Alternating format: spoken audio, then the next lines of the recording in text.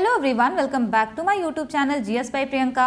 और आज की इस क्लास में हम डिस्कस करने वाले हैं जियोग्राफी के 107 क्वेश्चन जो कि एसएससी सीजीएल 2024 प्री के एग्जामिनेशन में पूछे गए थे।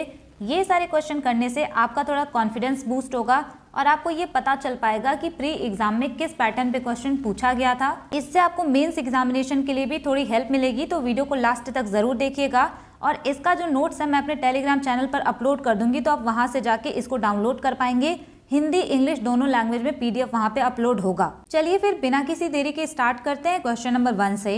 क्वेश्चन नंबर 1 है, in the ancient temple of Mahadev at Mahabaleshwar the spout emerging from the mouth of a cow statue is the source of which river basin. Basically question आपसे यहाँ पे ये पूछा जा रहा है कि एक प्राचीन मंदिर है महादेव का महाबलेश्वर में, वहाँ पे जो काऊ स्टैचू है उसके स्पाउट से एक ऐसे रिवर टाइप का निकल रहा है, तो उसको किस रिवर बेसिन का सोर्स माना जाता है। यहाँ पे मैं इमेज लगा दूंगी ना, तो आप और भी क्लियर तरीके से समझ पाएंगे। राइट आंसर यहाँ पे हो जाएगा ऑप्शन सी, उसको माना जाता है कृष्णा रिवर का ओरिजिन। यहाँ से आपको याद भी रखना है कि कृष्णा रिवर का ओरिजिन होता है महाबलेश्वर से। यहाँ से आपको कृष्णा रिवर की इम्पॉर्टेंट ट्रिब्यूटरीज याद रखनी है, यानी कि सहायक नदियाँ, क्योंकि इससे भी ना एग्जाम में क्वेश्चन पूछा गया है। तो सबसे पहला यहाँ पे आप याद रखेंगे तुंगभद्रा। नेक्स्ट यहाँ पे आपको याद रखना है भीमा। उसके बाद यहाँ पे हो जाएगा कोयना, घाटप्रभा और मालप्रभा। ये सारी ट्रिब्यूटरीज इंपॉर्टेंट हैं।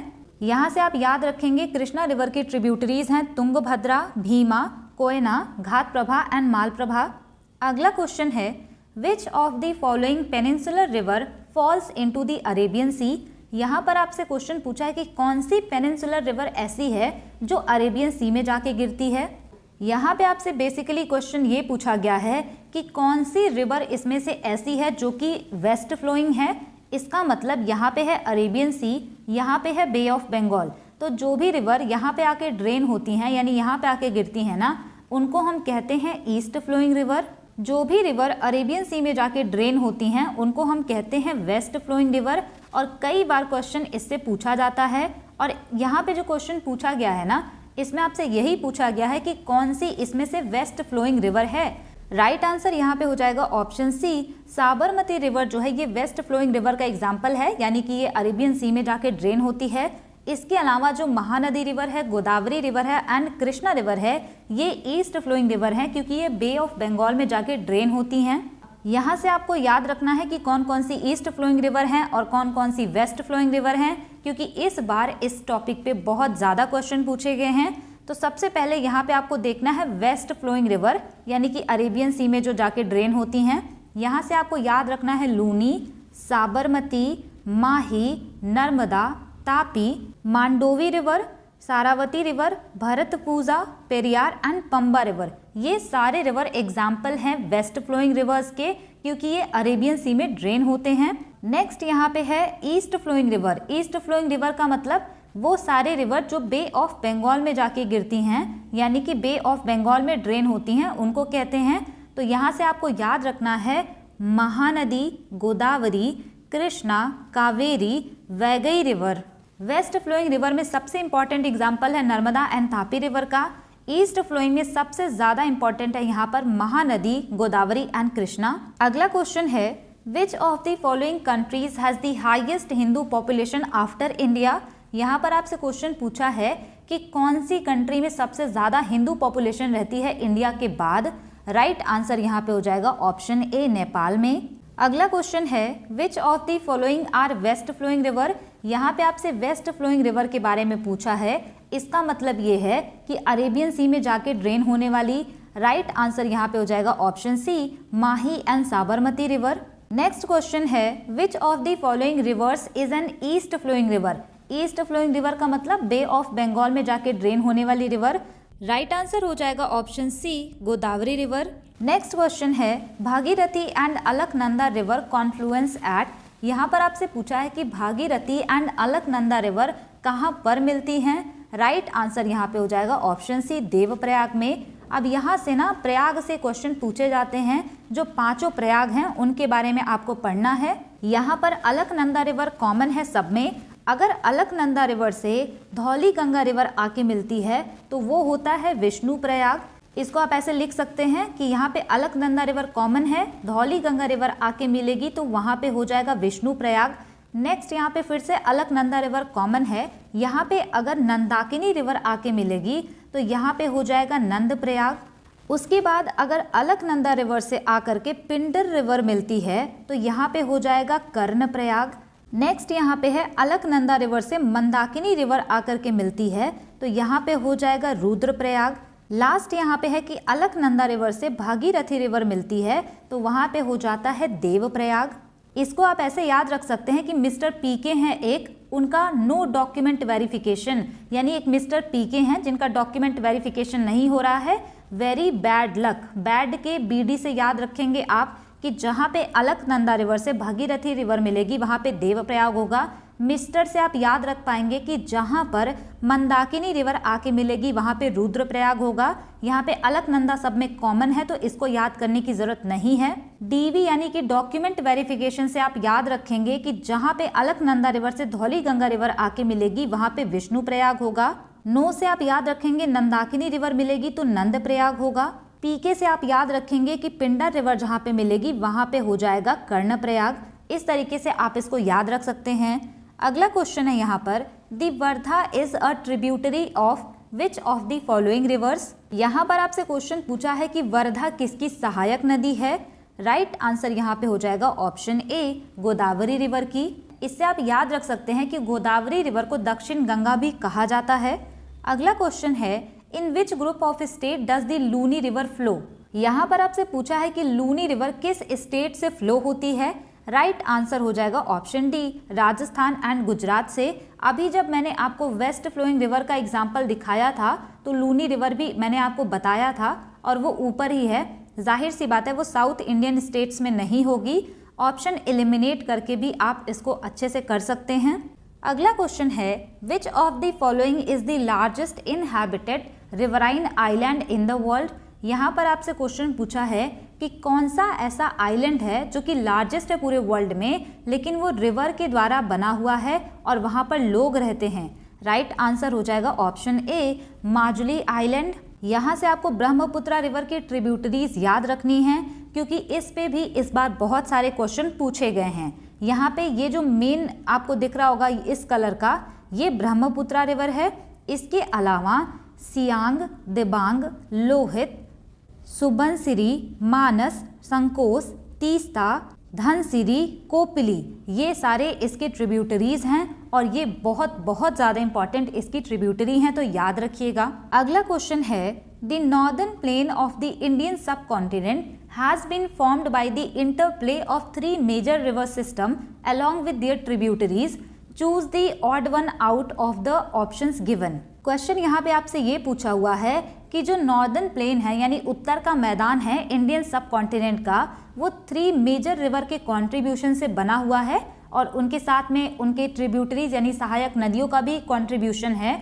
तो इसमें से ऑड वन आउट आपको गेस करना है। राइट आंसर हो जाएगा ऑप्शन सी। यहाँ पे गोदावरी रिवर का कोई भी कंट्रीब्यूशन नहीं है नॉर्दर्न प्लेन में। यहाँ पे आपको याद रखना है the Ganga river, the Brahmaputra and the Indus, इन्हीं का रोल है नॉर्दर्न प्लेन को फॉर्म करने में। नेक्स्ट क्वेश्चन है, by which national waterways of India are the delta channels of Mahanadi and Brahmani rivers and east coast canal connected. Simple language में question आपसे ये पूछा है कि महानदी और ब्राह्मणी रिवर और ईस्ट कोस्ट कैनाल जो है उससे होकर के कौन सी नेशनल वाटरवे जाती है। राइट आंसर यहाँ पे हो जाएगा ऑप्शन डी नेशनल वाटरवे 5। ये जो नेशनल वाटरवे 1 है ना, ये लॉन्गेस्ट नेशनल वाटरवे है। ये जो नेशनल वाटरवे 1 है ये उत्तर प्रदेश के प्रयागराज से वेस्ट बंगाल के हल्दिया तक जाती है। अगर आपसे पूछा जाए कि कौन कौन सी रिवर सिस्टम इसमें आती हैं तो Ganga, Bhagirathi and Hooghly river system. अगर आपसे पूछा जाए कि नेशनल वाटरवे 2 कहाँ से जाती है या किसका पार्ट है तो ब्रह्मपुत्रा रिवर का। अगला क्वेश्चन है, which of the following reverse originates from the Himalayas. यहाँ पर आपसे क्वेश्चन पूछा है कि कौन सी नदी है जो हिमालय से निकलती है। राइट आंसर हो जाएगा ऑप्शन डी गंगा रिवर। अगला क्वेश्चन है, the Gandak river is a tributary of which river. यहाँ पर आपसे पूछा है कि गंडक नदी किसकी सहायक नदी है। राइट आंसर यहाँ पे हो जाएगा ऑप्शन डी गंगा रिवर की। गंडक के अलावा भी इसकी बहुत सारी ट्रिब्यूटरीज हैं, जैसे कि Ramganga, Kali river, Yamuna river, Gomti river, Ghaghara river, Kosi river and Son river. ये सभी रिवर गंगा रिवर की ट्रिब्यूटरीज हैं। अगला क्वेश्चन है Tsangpo and Jamuna are other names of which river. यहाँ पे कह रहे हैं कि सांगपो और जमुना किस नदी का अन्य नाम है। राइट आंसर यहाँ पे हो जाएगा ऑप्शन डी, ब्रह्मपुत्रा।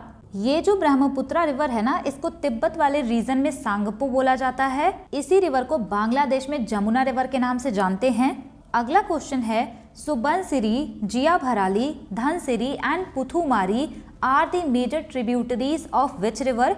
यहाँ पे आपसे क्वेश्चन पूछा है कि ये जो रिवर्स हैं ये किसकी सहायक नदियाँ हैं। अब यहाँ पे क्वेश्चन ऐसे पूछा है कि बहुत सारे रिवर एक साथ लिखे गए हैं, तो सुबनसिरी आपने अभी पढ़ा कि ये ब्रह्मपुत्रा की ट्रिब्यूटरी है। राइट आंसर हो जाएगा ऑप्शन डी। अगला क्वेश्चन है which of the following is the trans boundary river between India and Pakistan.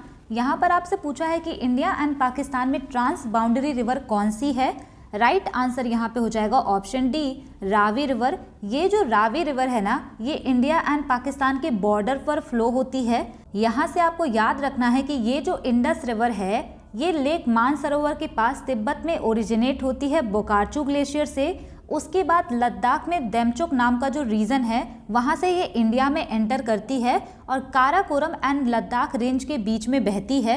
इसकी ट्रिब्यूटरी आपको याद रखना है। सबसे पहले आप याद रखेंगे श्योक रिवर, जास्कर रिवर। इसके अलावा आप नुब्रा रिवर भी याद रखेंगे, ये भी इंडस रिवर की ट्रिब्यूटरी है। कई बार एग्जाम में पूछा गया है। सतलज, रावी, ब्यास, चिनाब, झेलम, ये सारे रिवर इसके ट्रिब्यूटरी हैं, इतना आपको याद रखना है। अगला क्वेश्चन है which of the following river marks the eastern most boundary of the Himalayas. यहाँ पे कह रहे हैं कि हिमालय का ईस्टर्न मोस्ट बाउंड्री कौन सी रिवर बनाती है। राइट आंसर यहाँ पे हो जाएगा ऑप्शन ए, ब्रह्मपुत्रा रिवर। अगला क्वेश्चन है which of the following parts of the mountain will receive the most rainfall from moisture laden wind. यहाँ पे आपसे क्वेश्चन पूछा है कि माउंटेन का कौन सा पार्ट सबसे ज़्यादा रेनफॉल रिसीव करता है मॉइस्चर लेडन विंड से, यानी कोई हवा है जिसमें बहुत ज़्यादा मॉइस्चर है, तो माउंटेन के किस पार्ट में सबसे ज़्यादा रेनफॉल होगी। राइट आंसर यहाँ पर हो जाएगा ऑप्शन डी, विंडवर्ड साइड। मान लीजिए यहाँ पे एक माउंटेन है और यहाँ से बहुत सारी यहाँ पे मान लीजिए क्लाउड्स वगैरह आ रहे हैं या मॉइस्चर लेडन विंड्स आ रही हैं, तो वो पहाड़ से टकरा के यहीं पे बारिश कर देती हैं और जिस साइड में बारिश होती है उसको कहते हैं विंडवर्ड साइड, और जहाँ पे बिल्कुल बारिश नहीं होती इसको कहते हैं लीवर्ड साइड। अगला क्वेश्चन है which is the colloquial term to describe the occurrence of pre monsoon rains in India especially in parts of Kerala, Karnataka and Tamil Nadu. यहाँ पर आपसे क्वेश्चन पूछा है कि आम बोलचाल की भाषा में प्री मॉनसून रेन जो आते हैं केरला में, कर्नाटका में एंड तमिलनाडु में, उसको क्या कहते हैं। राइट आंसर यहाँ पे हो जाएगा ऑप्शन डी, इसको कहते हैं मैंगो शावर्स। अगला क्वेश्चन है what is the duration of monsoon in India. यहाँ पर आपसे पूछा है कि इंडिया में मॉनसून का टाइम कितना होता है। राइट आंसर यहाँ पे हो जाएगा ऑप्शन डी, 100 से 120 डेज तक के लिए।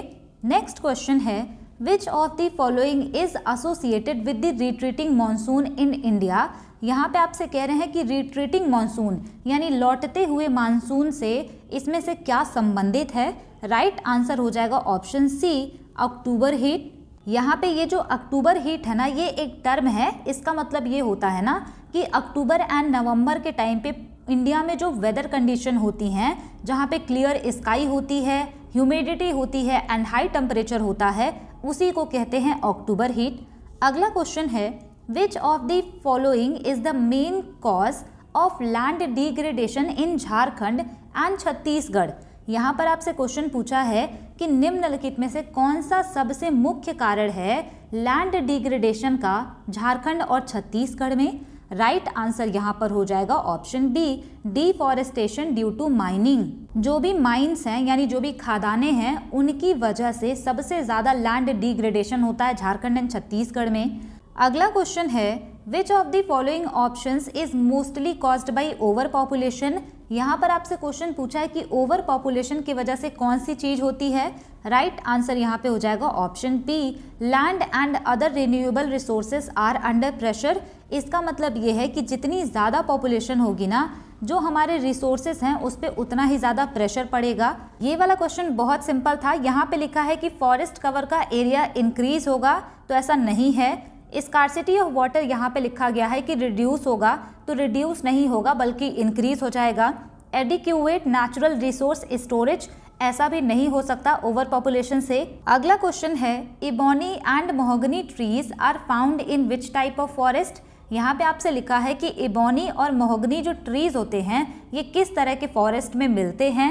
राइट आंसर हो जाएगा option C, tropical evergreen forest में। इस तरह के क्वेश्चन भी बहुत ज़्यादा पूछे जाते हैं कि आपको ट्रीज का नाम दे दिया जाएगा और पूछा जाएगा कि किस टाइप के फॉरेस्ट में मिलते हैं, या फिर आपसे ये भी पूछा जाएगा कि इस तरह के फॉरेस्ट किस एरिया में या किस स्टेट में देखने को मिलते हैं। इंडिया में जो डिफरेंट टाइप के फॉरेस्ट हैं उसको भी आपको यहाँ से जानना है। सबसे पहला है tropical evergreen forest. Tropical evergreen forest हम उन फॉरेस्ट को बोलते हैं जहाँ पे 200 सेंटीमीटर से भी ज़्यादा की रेनफॉल होती है। इनकी जो मेजर स्पीशीज होती हैं वो होती हैं rosewood, mahogany, any and ebony. और अगर आपसे पूछा जाए कि ट्रॉपिकल एवरग्रीन फॉरेस्ट कहाँ पर देखने को मिलेंगे, तो वेस्टर्न स्लोप ऑफ वेस्टर्न घाट और जो भी हिल हैं नॉर्थ ईस्ट इंडिया में, अंडमान एंड निकोबार आइलैंड में, यहाँ पे आपको देखने को मिलेंगे ट्रॉपिकल एवरग्रीन फॉरेस्ट। नेक्स्ट यहाँ पे इंपॉर्टेंट है ट्रॉपिकल डेसिडियस फॉरेस्ट। इसको मॉनसून फॉरेस्ट भी कहते हैं। इसको फर्दर दो कैटेगरी में डिवाइड किया गया है, एक ट्रॉपिकल मॉइस्ट डेसिडियस फॉरेस्ट और एक tropical dry deciduous forest. Tropical moist deciduous forest उनको कहते हैं जहाँ पे 100 से 200 सेंटीमीटर के बीच में रेनफॉल होती है। ट्रॉपिकल ड्राई डेसिडियस फॉरेस्ट उसको कहते हैं जहाँ से 70 से लेके 100 सेंटीमीटर तक की रेनफॉल होती है। यहाँ पे जो ट्रॉपिकल मॉइस्ट डेसिडियस फॉरेस्ट है, इसके जो स्पीसीज हैं वो है टीक, साल, सीसम, महुआ, सैंडलवुड। और अगर बात करें ट्रॉपिकल ड्राई डेसिडियस फॉरेस्ट की, तो इसका आप याद रखेंगे तेंदू, पलास, अमलतास, बेल और खैर। नेक्स्ट यहाँ पे है ट्रॉपिकल थॉर्न फॉरेस्ट। ये ऐसे फॉरेस्ट होते हैं जहाँ पे लेस देन 50 सेंटीमीटर रेनफॉल होती है, यानी 50 सेंटीमीटर से भी कम की रेनफॉल होती है। अगर आपसे पूछा जाए ये कहाँ पे देखने को मिलेंगे, तो वहाँ पे जहाँ पे बहुत ज़्यादा कम बारिश होती है, जैसे semi arid area of Punjab, Haryana, Rajasthan, Gujarat, MP and Uttar Pradesh. इसके इम्पॉर्टेंट स्पीशीज़ हैं बबूल, बेर। नेक्स्ट यहाँ पे है मैंग्रोव फॉरेस्ट। इसको आप याद रखेंगे, ये मिलता है सुंदरबन जो वेस्ट बंगाल में है वहाँ पर, और इसी से क्वेश्चन कई बार पूछा गया है। अगला क्वेश्चन है यहाँ पर, विच of the following is a man made ecosystem. यहाँ पे कह रहे हैं कि मैन मेड इकोसिस्टम कौन सा है। राइट आंसर हो जाएगा ऑप्शन सी, एक्वेरियम। अगला क्वेश्चन है, Sundari trees are found in which type of forest in India. यहाँ पे देखिए आपसे पूछा है कि सुंदरी ट्री किस टाइप के फॉरेस्ट में पाई जाती हैं। राइट आंसर यहाँ पे हो जाएगा ऑप्शन सी, मैंग्रोव फॉरेस्ट में। अगला क्वेश्चन है, which of the following are the two basic categories of an ecosystem. यहाँ पे कह रहे हैं कि दो बेसिक कैटेगरी कौन सी होती है इकोसिस्टम की, यानी पारिस्थितिकी तंत्र की। राइट आंसर यहाँ पे हो जाएगा option B, terrestrial and aquatic. Terrestrial मतलब जो लैंड वाला इकोसिस्टम है, एक्वेटिक मतलब जो वाटर में इकोसिस्टम है। अगर आपसे पूछा जाए कि ये इकोसिस्टम, ये जो वर्ड है इसको किसने दिया था, तो इसको दिया था A.G. टॉन्सले ने। और अगर आपसे पूछा जाए ईयर, तो 1935 में इन्होंने इकोसिस्टम वर्ड को कॉइन किया था। इसको भी आपको याद रखना है। अगला क्वेश्चन है, which of the following is a species of tropical deciduous forest. यहाँ पे आपसे पूछा है कि ट्रॉपिकल डेसिडियस फॉरेस्ट की कौन सी स्पीशी होगी। इसको हमने अभी पढ़ा। राइट आंसर हो जाएगा option A, teak. Next question है, through which routes is the majority of India's international trade carried out. यहाँ पे कहने कि भारत का अंतरराष्ट्रीय व्यापार किस रास्ते से सबसे ज़्यादा होता है। राइट आंसर हो जाएगा option C, sea and air से। ये क्वेश्चन तो सिंपल था। अगला क्वेश्चन है, which of the following crops is not grown during the Zaid season in India. यहाँ पे कहने जायद सीजन में कौन सी क्रॉप नहीं उगाई जाती। राइट आंसर हो जाएगा ऑप्शन सी, राइस। यहाँ से आपको देखना है सीजन ऑफ क्रॉप्स। सबसे पहला हो जाएगा यहाँ पे राबी सीजन या फिर राबी क्रॉप्स। खारिफ क्रॉप्स एंड जायद क्रॉप। ये जो राबी क्रॉप्स होती हैं इनको अक्टूबर दिसंबर के टाइम में बोया जाता है, अप्रैल जून के टाइम में हार्वेस्ट किया जाता है। लेकिन इससे ज़्यादा इम्पॉर्टेंट है इसका एग्जाम्पल हो जाएगा वीट, बार्ले, पीस, ग्राम, मस्टर्ड। और खारिफ सीजन का सबसे यहाँ पे अच्छा वाला एग्जाम्पल है राइस, क्योंकि इसी से क्वेश्चन पूछे जाते हैं। मेज, ज्वार, कॉटन, ग्राउंडनट एंड सोयाबीन। अगर हम जायद सीजन की बात करें तो यहाँ पे क्रॉप्स मार्च में बोई जाती हैं, जुलाई के टाइम में हार्वेस्ट कर ली जाती हैं और इसमें fruit, vegetable and fodder crops आती हैं। अगला क्वेश्चन यहाँ पे है which of the following is not A kharif crop. यहाँ पर आपसे पूछा है कि खारिफ क्रॉप इसमें से कौन सी नहीं है। राइट आंसर हो जाएगा ऑप्शन सी, वीट, क्योंकि ये राबी क्रॉप है, इसको हमने अभी देखा। नेक्स्ट क्वेश्चन है in West Bengal how many rice crops are grown in a year. यहाँ पर आपसे क्वेश्चन पूछा है कि वेस्ट बंगाल में राइस क्रॉप कितनी बार उगाया जाता है एक साल में। राइट आंसर यहाँ पर हो जाएगा option A, 3 times. Next question है where is the gulf of Mannar located. यहाँ पर आपसे पूछा है कि गल्फ ऑफ मन्नार कहाँ पर लोकेटेड है, तो ये इंडिया है, यहाँ पे है श्रीलंका, तो उसी के पास लोकेटेड है। इसी को इन्होंने बहुत बड़े बड़े स्टेटमेंट में लिखा है। राइट आंसर हो जाएगा option D, between the southern east tip of India and the western coast of Sri Lanka. यानी कि श्रीलंका का वेस्टर्न कोस्ट एंड इंडिया का साउथ ईस्टर्न टिप जो है वहाँ पे गल्फ ऑफ मन्नार लोकेटेड है। इसका इमेज मैं यहाँ पे लगा दूंगी जिससे कि आपको और भी क्लियर तरीके से समझ में आएगा। नेक्स्ट क्वेश्चन है according to the census of India 2011 in rural areas which state has the maximum female workforce participation rate. यहाँ पर आपसे पूछा है कि जनगणना 2011 के अनुसार रूरल इंडिया में यानी कि गांव क्षेत्र का जो इंडिया था वहाँ पे किस स्टेट का सबसे ज़्यादा फीमेल वर्कफोर्स पार्टिसिपेशन रेट था। राइट आंसर यहाँ पे हो जाएगा ऑप्शन डी, हिमाचल प्रदेश का। यहाँ पे सेंसस ऑफ इंडिया जो 2011 वाला है इस पे मैंने डिटेल्ड वीडियो अपलोड की है। वहाँ पे 89 क्वेश्चन मैंने कराया है प्रीवियस ईयर, और उसमें जो 2024 सीजीएल के एग्जाम में क्वेश्चन पूछे गए थे सेंसस से उसको भी मैंने इंक्लूड किया है, तो उसको जाके आप देख सकते हैं। अदरवाइज उसकी पीडीएफ मेरे टेलीग्राम चैनल पे फ्रीली अवेलेबल है, आप उसको जाके डाउनलोड करके पढ़ सकते हैं। अगला क्वेश्चन है according to census of India 2011 what is the gap between male and female literacy rate in India. यहाँ पर आपसे पूछा है कि जनगणना 2011 के अनुसार mail and female literacy rate यानी साक्षरता दर के बीच में अंतर कितना था। राइट आंसर हो जाएगा ऑप्शन बी, 16.68%। अगर आपसे पूछे इंडिया का ओवरऑल लिटरेसी रेट कितना था तो 74.04%। ये वाला क्वेश्चन आप ऐसे भी कर सकते थे, अगर आपको मेल का लिटरेसी रेट पता होता है 82.14% और फीमेल का लिटरेसी रेट था 65.46%, इसको जब आप माइनस करेंगे तो 16.68% आएगा। अगला क्वेश्चन है according to the census of India 2011 the percentage of adolescent population 10 to 19 years from the total population is how much. यहाँ पर आपसे क्वेश्चन पूछा है कि जनगणना 2011 के अनुसार जो एडोलेसेंट पॉपुलेशन थी यानी 10 से 19 ईयर्स के बीच की, वो टोटल पॉपुलेशन का कितने प्रतिशत थी। राइट आंसर यहाँ पे हो जाएगा ऑप्शन डी, 20.9%। अगला क्वेश्चन है according to the census of India 2011 which group of union territories recorded the highest sex ratio. यहाँ पर आपसे क्वेश्चन पूछा है कि जनगणना 2011 के अनुसार कौन सा यूनियन टेरिटरी यानी केंद्र शासित प्रदेश है जहां का सेक्स रेशियो सबसे ज़्यादा था। राइट आंसर यहां पे हो जाएगा ऑप्शन ए, पुदुचेरी में। लक्षद्वीप में, अंडमान एंड निकोबार आइलैंड में ये जो यूनियन टेरिटरी का ग्रुप है यहाँ पे हाईएस्ट सेक्स रेशियो था। अगला क्वेश्चन है यहाँ पर which port is developed as a satellite port. यहाँ पर आपसे क्वेश्चन पूछा है कि कौन सा बंदरगाह ऐसा है जिसको सैटेलाइट पोर्ट के रूप में डेवलप किया गया था। राइट आंसर हो जाएगा option B, Jawaharlal Nehru port.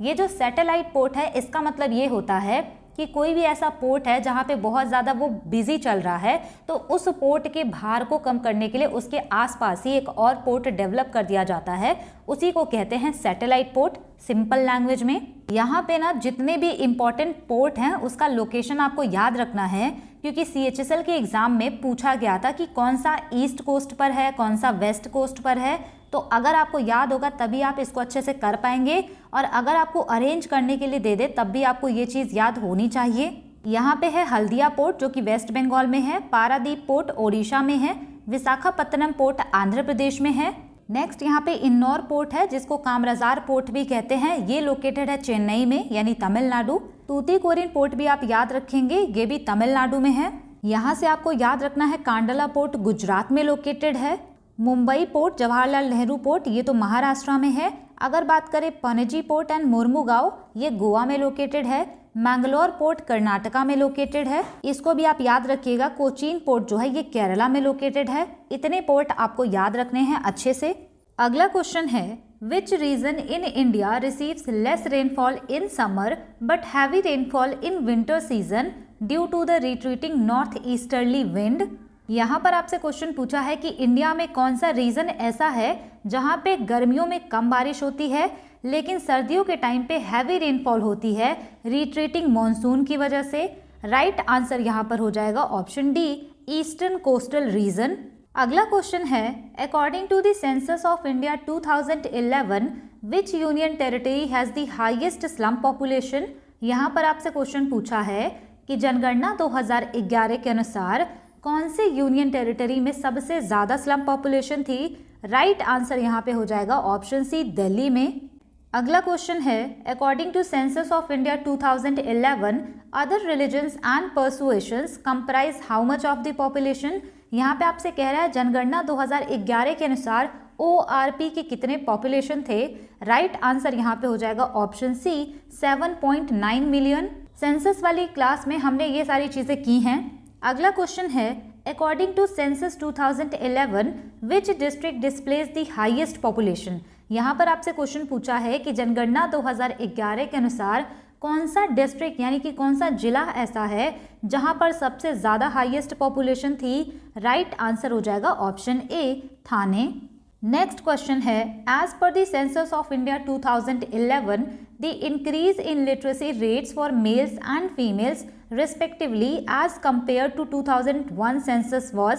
यहाँ पर आपसे क्वेश्चन पूछा है कि जनगणना 2011 के अनुसार मेल एंड फीमेल के लिटरेसी रेट में कितने प्रतिशत का इंक्रीज हुआ था अगर हम 2001 के जनगणना से तुलना करें तो। राइट आंसर यहाँ पर हो जाएगा ऑप्शन डी, 6.88% मेल के लिटरेसी रेट में इंक्रीज हुआ था। 11.79% फीमेल का लिटरेसी रेट यहाँ पे बढ़ा था। यहाँ से आप ये चीज़ याद रख सकते हैं कि फीमेल का लिटरेसी रेट ज़्यादा बढ़ा था 2001 के कंपैरिजन में, और इस तरह की चीज़ें आपसे स्टेटमेंट में पूछी जा सकती हैं। अगला क्वेश्चन है according to the census of India 2011 which group of union territories has the highest density of population. यहाँ पर आपसे क्वेश्चन पूछा है कि जनगणना 2011 के अनुसार कौन से यूनियन टेरिटरीज थे जहाँ पे सबसे ज़्यादा जनसंख्या घनत्व था। राइट आंसर हो जाएगा option D, Delhi, Chandigarh and Puducherry. Next question है according to the census of India 2001 which of the following is the main reason that Indian men migrate. यहाँ पर आपसे क्वेश्चन पूछा है कि कौन सा मुख्य कारण है जिसकी वजह से इंडियन मेन माइग्रेट कर जाते हैं, यानी एक जगह से दूसरी जगह चले जाते हैं। राइट आंसर हो जाएगा option C, work and employment के लिए। नेक्स्ट क्वेश्चन है what was India's annual exponential growth rate as per the 2011 census. यहाँ पर आपसे क्वेश्चन पूछा है कि इंडिया का एनुअल ग्रोथ रेट क्या था। राइट आंसर हो जाएगा ऑप्शन डी, 1.64%। लेकिन अगर आपसे डेकेडल ग्रोथ रेट पूछी जाए तो वो हो जाएगा 17.64%। नेक्स्ट क्वेश्चन है according to the census of India 2011 female adolescent in the age group of 10 to 19 years had a share of. यहाँ पे कह रहे हैं 2011 की जनगणना के अनुसार फीमेल एडोलेसेंट यानी कि 10 से 19 साल के बीच में कितनी फीमेल्स थी। राइट आंसर यहाँ पर हो जाएगा ऑप्शन डी, 47.3%। नेक्स्ट क्वेश्चन है the accelerated female literacy programme was initiated in district where the female literacy rate based on the 2001 census was. यहाँ पर आपसे क्वेश्चन कह रहा है कि एक्सीलरेटेड फीमेल लिटरेसी प्रोग्राम शुरू किया गया था उन जिलों में जहाँ पर महिला साक्षरता दर 2001 की जनगणना के अनुसार कितने प्रतिशत से कम था। राइट आंसर हो जाएगा ऑप्शन सी, जहां पे फीमेल लिटरेसी रेट 2001 के सेंसस के अकॉर्डिंग 30% से भी कम था, वहां पे ये वाला प्रोग्राम शुरू किया गया था। अगला क्वेश्चन है which of the following has the highest salinity. यहाँ पे कह रहे हैं कि हाईएस्ट सैलिनिटी किस लेक का है। राइट आंसर यहाँ पर हो जाएगा ऑप्शन डी, लेक वॉन। इस बार एसएससी ने आंसर माना है, अदरवाइज डेड सी भी होता है और इनकी रैंकिंग फ्लक्चुएट होती रहती है। अगला क्वेश्चन है which of the following is the largest artificial lake of Asia. यहाँ पे कह रहे हैं लार्जेस्ट आर्टिफिशियल लेक कौन सा है एशिया का। राइट आंसर हो जाएगा ऑप्शन ए, भोपाल लेक। यहाँ से आपको याद रखना है कि Wular lake largest fresh water lake है इंडिया का। नेक्स्ट क्वेश्चन है which of the following is a landlocked salt lake in south west Asia between Israel and Jordan. यहाँ पे कह रहे हैं कि इजराइल और जॉर्डन के बीच में कौन सा सॉल्ट लेक है। राइट आंसर यहाँ पे हो जाएगा ऑप्शन डी, डेड सी। यहाँ पे इन्होंने मेंशन किया है प्लेस का नाम, तो डेड सी यहाँ पे राइट आंसर है।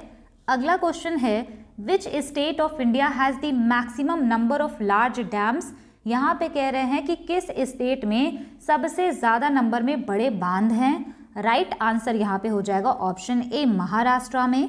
अगला क्वेश्चन है which of the following statements is correct. यहाँ पर आपसे पूछा है कि कौन सा स्टेटमेंट यहाँ पे करेक्ट है। राइट आंसर यहाँ पे हो जाएगा option D, river, creeks, lakes, ponds and streams are all fresh water habitats. ये जो होते हैं ये फ्रेश वाटर हैबिटेट्स होते हैं। इस क्वेश्चन में फ्रेश वाटर के बारे में पूछा गया था, तो यहाँ पे जो सी वाटर होता है ना, ये फ्रेश वाटर नहीं होता, ये सॉल्ट वाटर होता है। तो तीनों ऑप्शन रॉन्ग होंगे, फोर्थ वाला यहाँ पे राइट आंसर हो जाएगा। नेक्स्ट क्वेश्चन है which of the following is the largest crystal plate on earth with an area of over 10 crore 30 lakh kilometre square. यहाँ पर आपसे क्वेश्चन पूछा है कि निम्नलिखित में से कौन सा अर्थ का सबसे बड़ा क्रिस्टल प्लेट है जिसका एरिया इतना ज़्यादा है। राइट आंसर यहाँ पर हो जाएगा ऑप्शन सी, पैसिफिक प्लेट। अगला क्वेश्चन है which physical feature of India prevents the cold winds from Central Asia from entering the Indian subcontinent. यहाँ पर आपसे क्वेश्चन पूछा है कि भारत का कौन सा ऐसा भौतिक विशेषता है जो कि सेंट्रल एशिया के कोल्ड विंड को इंडिया में एंटर करने से रोकता है। राइट आंसर यहाँ पे हो जाएगा ऑप्शन सी, हिमालयाज। अगला क्वेश्चन है which of the following pairs do not share any borders. यहाँ पर आपसे क्वेश्चन पूछा है कि निम्नलिखित में से कौन सा है जो कि कोई बॉर्डर शेयर नहीं करता। राइट आंसर यहाँ पे हो जाएगा option B, Bhutan and Meghalaya border share नहीं करते। ये जो भूटान है ये सिक्किम, वेस्ट बंगाल, असम एंड अरुणाचल प्रदेश के साथ बॉर्डर शेयर करता है। तो ये असम, वेस्ट बंगाल, अरुणाचल प्रदेश यहाँ पे लिखा है, एक और यहाँ पे होगा सिक्किम। मेघालय भूटान के साथ बॉर्डर शेयर नहीं करता। अगला क्वेश्चन है the upper portion of earth is known as. यहाँ पर आपसे क्वेश्चन पूछा है कि अर्थ का जो ऊपर वाला हिस्सा होता है उसको किस नाम से जानते हैं। राइट आंसर हो जाएगा ऑप्शन सी, लिथोस्फीयर कहते हैं। अगला क्वेश्चन है यहाँ पर in which part of India does the hot wind loo blow. यहाँ पे कह रहे हैं कि लू जो है ये किस पार्ट में चलती है इंडिया के। राइट आंसर यहाँ पे हो जाएगा option B, north and north eastern part में। अगला क्वेश्चन है hot local wind that flows over north India in summer is known as. यहाँ पे यही क्वेश्चन पूछा गया है लेकिन पूछने का तरीका अलग है। यहाँ पे कह रहे हैं कि एक हॉट लोकल विंड होती है, नॉर्थ इंडिया में वो चलती है समर्स में, उसका क्या नाम है। राइट आंसर यहाँ पे हो जाएगा ऑप्शन सी, लू। नेक्स्ट क्वेश्चन है in the southern ranges of which hills is Mawsynram which receives the highest rainfall in the world located. यहाँ पर आपसे क्वेश्चन पूछा है कि किस हिल के सदर्न रेंज में मौसिन राम लोकेटेड है जहाँ पे वर्ल्ड में सबसे ज़्यादा बारिश होती है। राइट आंसर हो जाएगा ऑप्शन बी, खासी हिल्स में लोकेटेड है मौसिन राम। अगला क्वेश्चन है Purvanchal Himalayas does not comprise of. यहाँ पे कह रहे कि पूर्वांचल हिमालय में कौन सा नहीं आता या फिर कौन सा उसका पार्ट नहीं है। राइट आंसर यहाँ पे हो जाएगा ऑप्शन ए, पीर पंचाल रेंज। अगला क्वेश्चन है which of the following hills is located in the eastern Ghats. यहाँ पे कह रहे हैं कि ईस्टर्न घाट यानी पूर्वी घाट में कौन सी हिल लोकेटेड है। राइट आंसर यहाँ पे हो जाएगा ऑप्शन ए, शेवरॉय हिल्स। ये वाला जो क्वेश्चन है ना ये वाला क्वेश्चन 2 बार पूछा गया था और अभी हम देखेंगे भी कि ईस्टर्न घाट और वेस्टर्न घाट के कौन कौन से इंपॉर्टेंट हिल्स हैं। अगला क्वेश्चन है which of the following hills is located in eastern Ghat. यहाँ पे आपसे वही क्वेश्चन पूछा है कि ईस्टर्न घाट में कौन सा हिल लोकेटेड है। राइट आंसर हो जाएगा ऑप्शन बी शेवरॉय हिल। अब यहाँ पे मैंने ये इमेज लगाया है, ये वाला जो है ना ये ईस्टर्न घाट है और यहाँ पे ये जो है ये वेस्टर्न घाट है। तो यहाँ पे जो हिल्स है ना उसको आपको याद रखना है। यहाँ पे है Nallamala hills, Venukonda hills, Palkonda hills, Javadi hills, Shevaroy hills, Panchamalai hills, Varushanad hills. ये इंपॉर्टेंट है, ईस्टर्न घाट के हिल्स हैं। और यहाँ पे आपको याद रखना है सीसाचलम हिल्स, नीलगिरी हिल्स और अन्नामलाई हिल्स, कार्डमम हिल्स। ये सभी वेस्टर्न घाट्स का पार्ट हैं। अगला क्वेश्चन है which national park in the Andaman and Nicobar islands is home to species like megapod, Nicobar pigeon and giant robber crab. यहाँ पर आपसे क्वेश्चन पूछा है बेसिकली कि अंडमान एंड निकोबार में कौन सा नेशनल पार्क है जहाँ पे बहुत सारी स्पीशीज रहती हैं जैसे कि megapode, Nicobar pigeon and giant robber crab. Right answer यहाँ पर हो जाएगा ऑप्शन बी कैंपबेल बे नेशनल पार्क। यहाँ पे जो पहला ऑप्शन है ना पापीकोंडा नेशनल पार्क, ये आंध्र प्रदेश में है। रेमोना नेशनल पार्क असम में लोकेटेड है। ऑप्शन डी जो यहाँ पे लिखा है मॉलिंग नेशनल पार्क, ये लोकेटेड है अरुणाचल प्रदेश में। अगला क्वेश्चन है in which state of India is the Tadoba national park located. यहाँ पर आपसे पूछा है कि तडोबा नेशनल पार्क कहाँ पर लोकेटेड है। राइट आंसर हो जाएगा ऑप्शन सी महाराष्ट्र में। नेक्स्ट क्वेश्चन है in which year was project tiger launched in India. यहाँ पर आपसे पूछा है कि प्रोजेक्ट टाइगर इंडिया में कब लॉन्च किया गया था। ये क्वेश्चन बहुत ज़्यादा बार रिपीटेड है।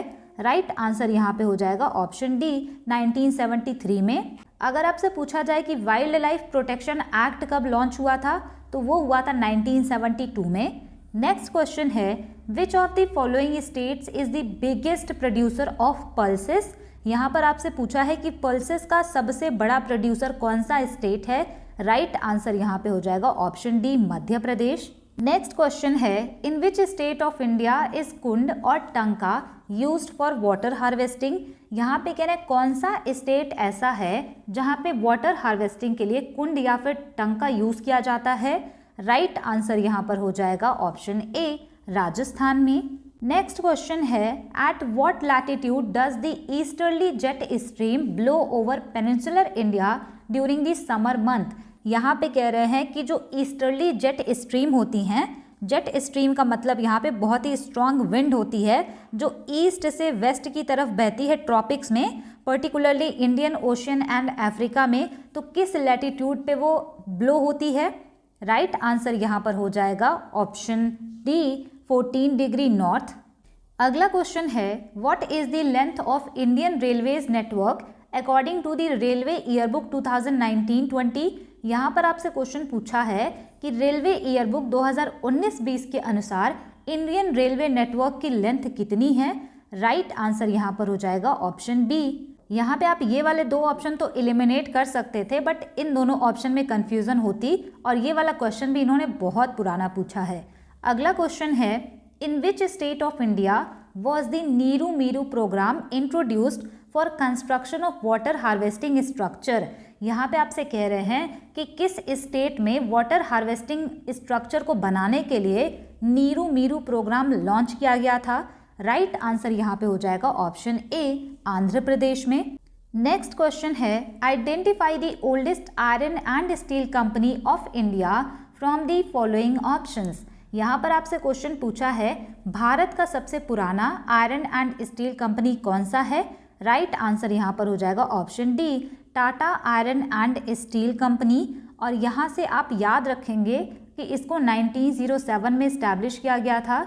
ये क्वेश्चन भी एग्जाम में पूछा हुआ है। नेक्स्ट क्वेश्चन है identify the group of districts that are not an example of industrial districts of India. यहाँ पर आपसे क्वेश्चन पूछा है कि आप उन डिस्ट्रिक्ट को पहचानिए जो इंडस्ट्रियल डिस्ट्रिक्ट नहीं है इंडिया की। राइट आंसर यहाँ पर हो जाएगा option A Alwar and Bhiwani. अगला क्वेश्चन है which of the following is an example of major industrial region of India. यहाँ पर आपसे पूछा है कि मेजर इंडस्ट्रियल रीजन कौन सा है इंडिया का। राइट आंसर यहाँ पर हो जाएगा option D, Chota Nagpur region. Next question है, as of financial year 2019 which of the following state has the highest road density in India. यहाँ पर आपसे क्वेश्चन पूछा है कि वित्तीय वर्ष 2019 के अनुसार कौन सा राज्य है जहाँ पे रोड का जो घनत्व है वो सबसे ज़्यादा था। राइट आंसर हो जाएगा ऑप्शन बी, केरला में। अगला क्वेश्चन है, which ocean is encircling the continent of Antarctica and extends northward to 60 degree south latitude. यहाँ पर आपसे क्वेश्चन पूछा है कि कौन सा ओशियन है जिसने अंटार्कटिका कॉन्टिनेंट को घेर रखा है। राइट आंसर यहाँ पर हो जाएगा ऑप्शन डी, सदर्न ओशियन। अगला क्वेश्चन है, about what percentage of passenger traffic is carried by roads in India. यहाँ पर आपसे क्वेश्चन पूछा है कि इंडिया में रोड्स के द्वारा कितने पैसेंजर जाते हैं। राइट आंसर यहाँ पर हो जाएगा ऑप्शन डी, 87%। नेक्स्ट क्वेश्चन है, which of the following groups of months is the coldest in north India. यहाँ पे कह रहे कौन सा मंथ ऐसा है जो कि सबसे ज़्यादा कोल्ड होता है नॉर्थ इंडिया में। राइट आंसर यहाँ पर हो जाएगा ऑप्शन डी, दिसंबर एंड जनवरी। अगला क्वेश्चन है, which of the following district of India is an example of industrial district. यहाँ पर आपसे क्वेश्चन पूछा है कि इंडस्ट्रियल डिस्ट्रिक्ट का कौन सा इसमें से एग्जाम्पल है। राइट आंसर हो जाएगा ऑप्शन ए, कोटा। अगला क्वेश्चन है, in which state of India is the Chandraprabha wildlife sanctuary located. यहाँ पे कह रहे हैं कि चंद्रप्रभा वाइल्ड लाइफ सेंचुरी कहाँ पर लोकेटेड है। राइट आंसर यहाँ पे हो जाएगा ऑप्शन ए, उत्तर प्रदेश। अगला क्वेश्चन है, which of the following is an example of eastern coast port. यहाँ पे आपसे देखिए पूछा है क्वेश्चन कि ईस्टर्न कोस्ट पोर्ट का कौन सा इसमें से एग्जाम्पल है, यानी ईस्ट वाले कोस्ट पे इनमें से कौन सा पोर्ट लोकेटेड है। राइट आंसर हो जाएगा option B, Chennai port.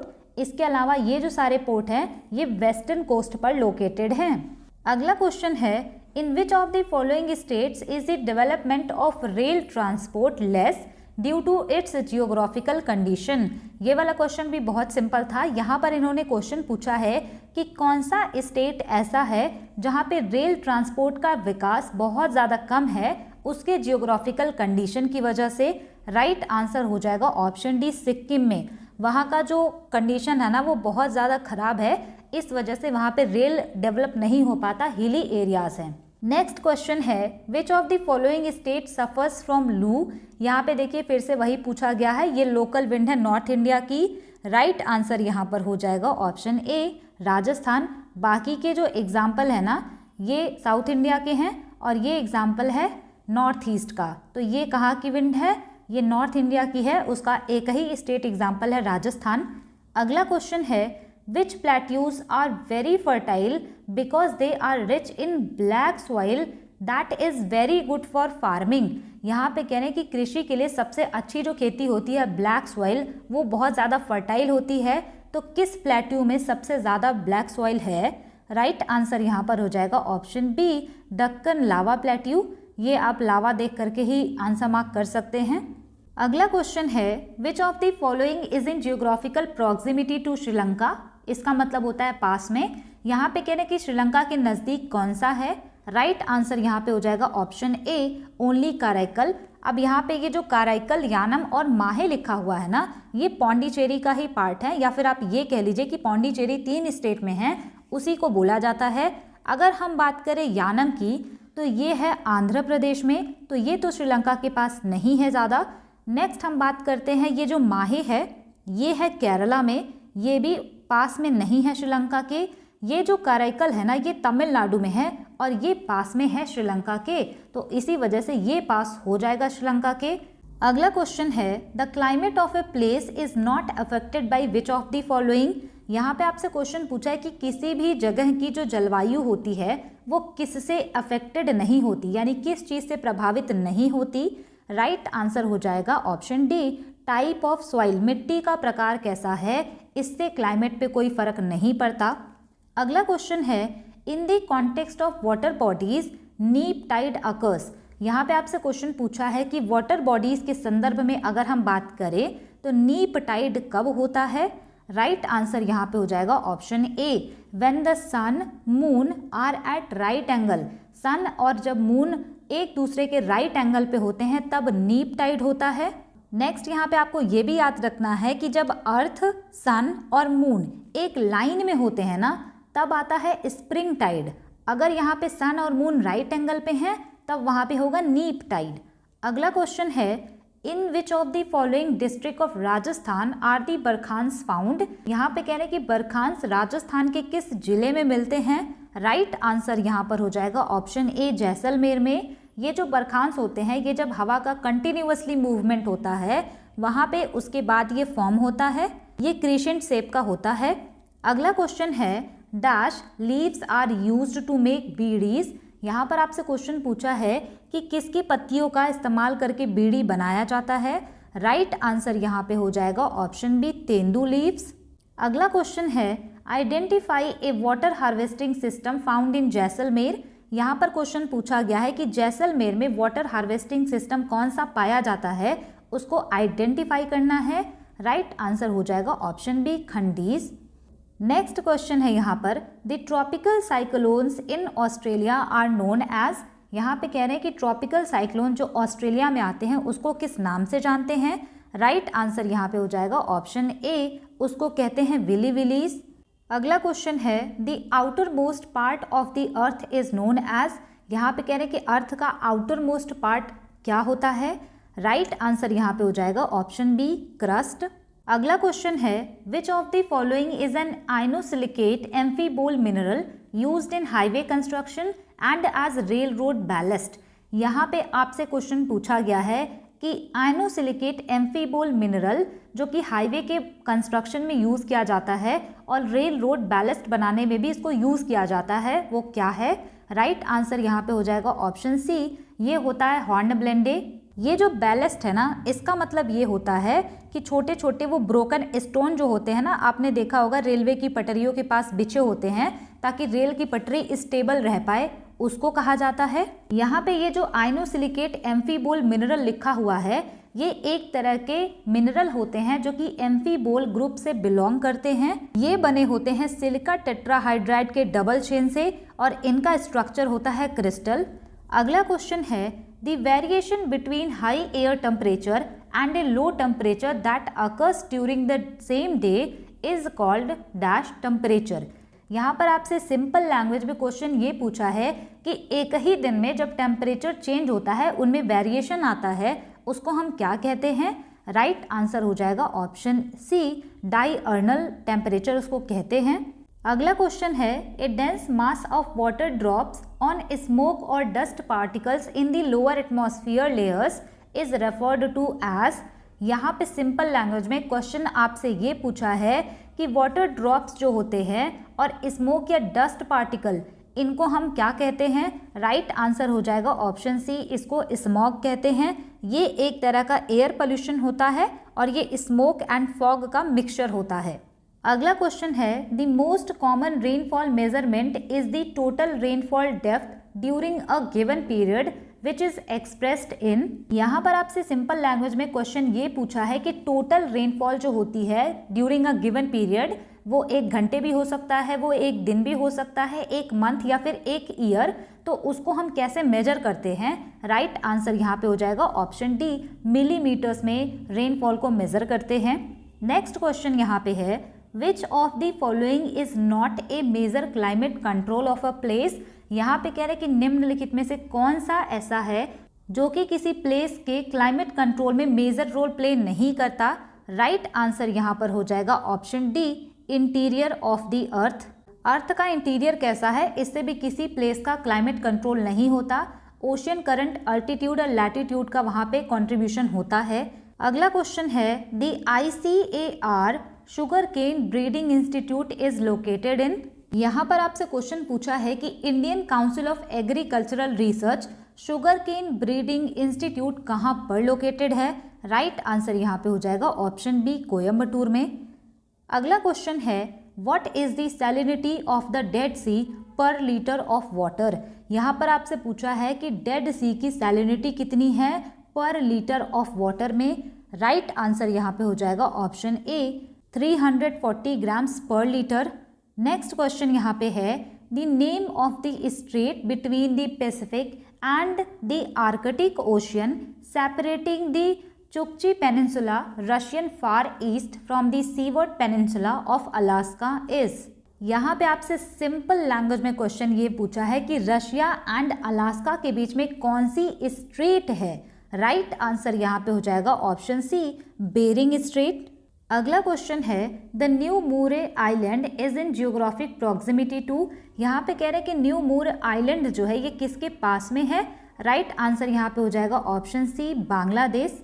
Next question है in which month is the inter tropical convergence zone ITCZ located around 20 degree north to 25 north latitude over gangetic plain. यहाँ पर क्वेश्चन पूछा है कि ITCZ किस मंथ में गैंगेटिक प्लेन के ऊपर होता है। राइट आंसर हो जाएगा ऑप्शन सी, जुलाई में। नेक्स्ट क्वेश्चन है which coal is low grade, brown and soft with high moisture content. यहाँ पे कह रहे कि कौन सा कोल ऐसा है जो लो ग्रेड का होता है, ब्राउन एंड सॉफ्ट होता है, जिसमें मॉइस्चर कंटेंट जो है वो सबसे हाई होता है। राइट आंसर हो जाएगा ऑप्शन बी, लिग्नाइट। अगला क्वेश्चन है which of the following ports was developed as a satellite port to relieve the pressure at the Mumbai port. यहाँ पर आपसे क्वेश्चन पूछा है कि कौन सा पोर्ट डेवलप किया गया था सैटेलाइट पोर्ट की तरह ताकि मुंबई पोर्ट में थोड़ा सा प्रेशर कम हो। राइट आंसर यहाँ पे हो जाएगा option B, Jawaharlal Nehru port. Next question यहाँ पे है taxus wallichiana zucc Himalayan yew is a medicinal plant found in which of the following state. यहाँ पे कह रहे हैं कि टैक्सस वॉलिचियाना ज़ुक जो है ये हिमालयन यू है और ये एक मेडिसिनल प्लांट है। ये कहाँ पर पाया जाएगा।